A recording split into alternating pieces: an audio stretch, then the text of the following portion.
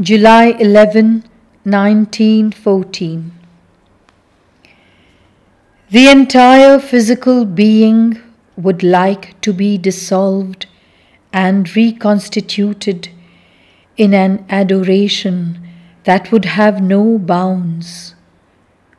O Lord, Thou who comest to touch matter as the messenger of the supreme power and supreme beatitude, Thou createst the conception of what the total realization can be.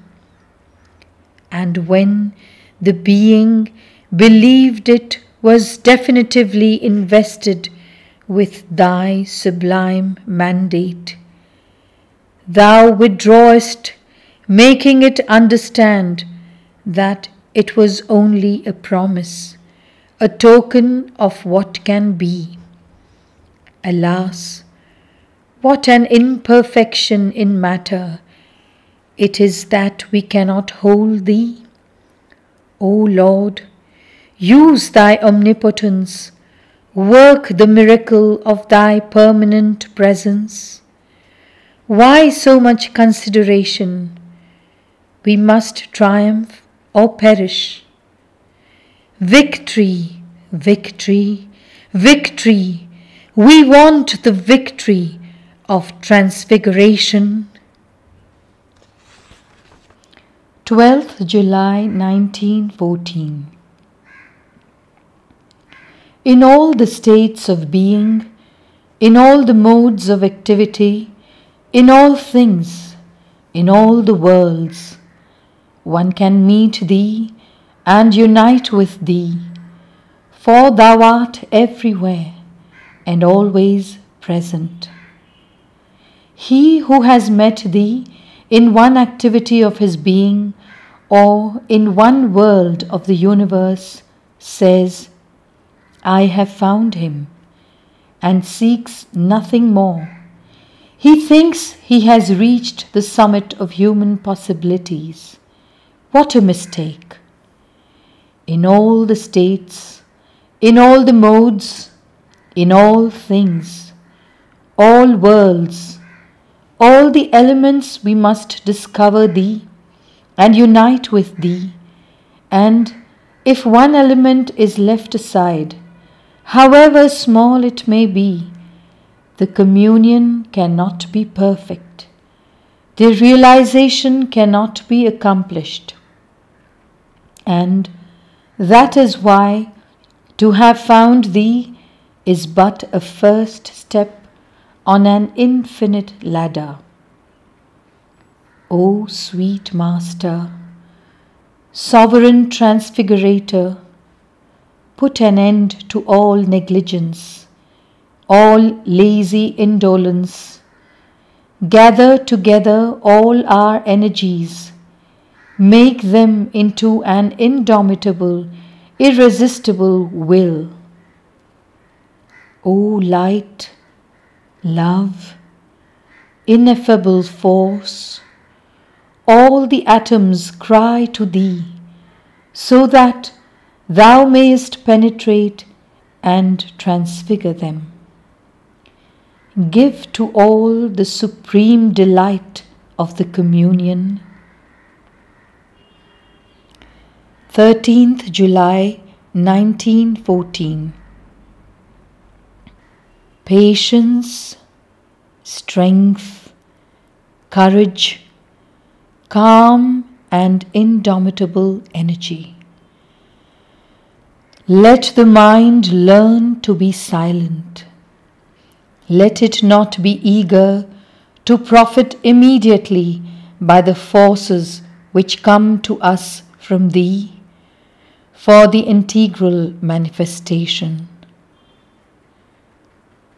But why hast Thou chosen for the expression of Thy will the poorest element, the most mediocre, the most imperfect? July 15, 1914. What, O Lord? Just as thou wilt, just as thou wilt. This instrument is weak, mediocre. Thou hast taught it that all activities are possible to it, that nothing was radically strange to it in all human activities, but it is in intensity, in perfection only, that the divine begins, and until now thou hast not granted to it any extraordinary intensity, any real perfection. Everything is in a state of promise, a promise not individual but collective. Nothing is completely realized. Why, O Lord? Thou hast placed in my heart a peace so total that it seems to be almost indifference, and in an immensity of calm serenity it says, just as thou wilt, just as thou wilt. July 16, 1914. Salutation of my silent and humble adoration. I bow down before thy glory, for it dominates me with all its splendor. Oh, let me dissolve at thy feet, melt into thee. July 17, 1914. Earthly realizations easily take on a great importance in our eyes, for they are proportionate to our external being, with this limited form which makes us men. But what is an earthly realization beside thee, before thee? However perfect, complete, divine it may be, it is nothing but an indiscernible moment in thy eternity.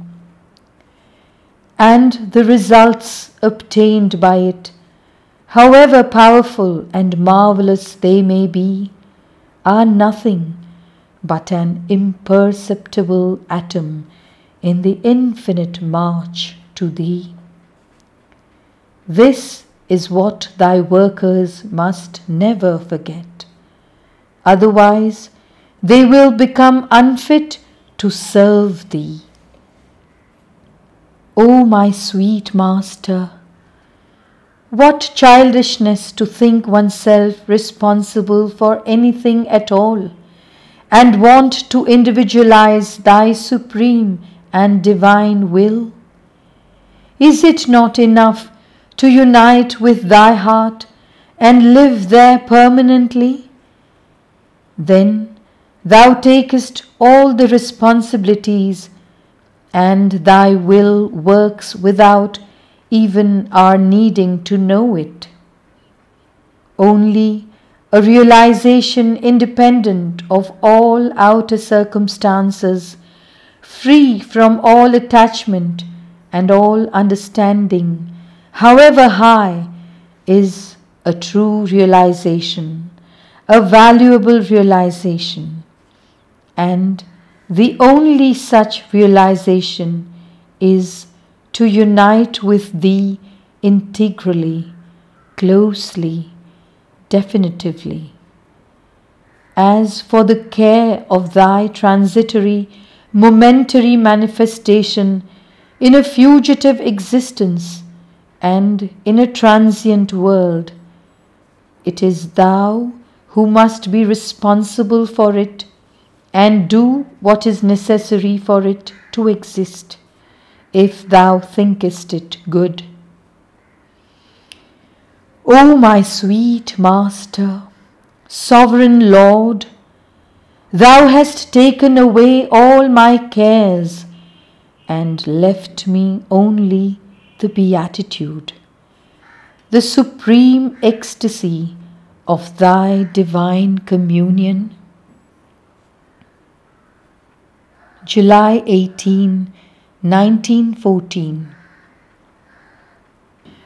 Two things remain unshakable despite all storm winds, even the most violent: the will that all may be happy with the true happiness, thine, and the ardent desire to unite perfectly and be identified with thee.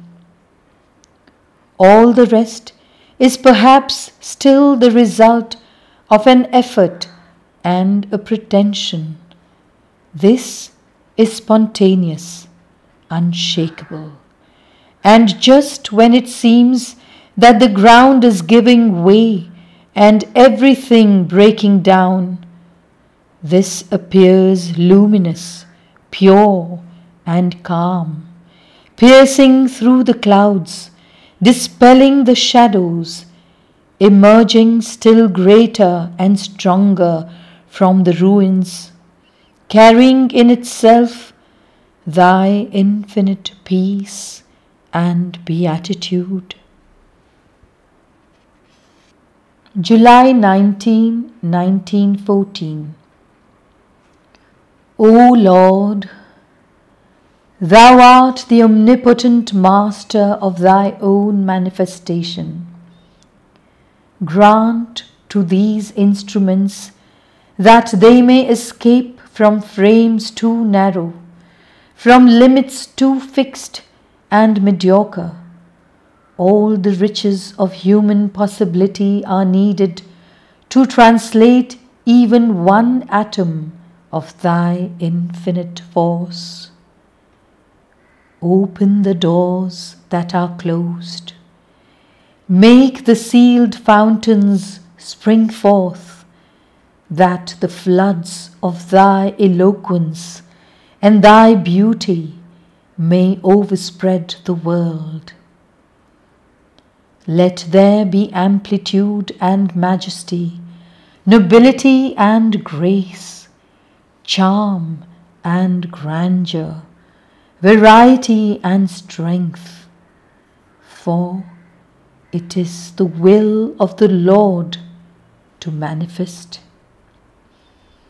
O my sweet Master, Thou art the sovereign ruler of our destinies. Thou art the omnipotent Master of Thy own manifestation. Thine is all this world.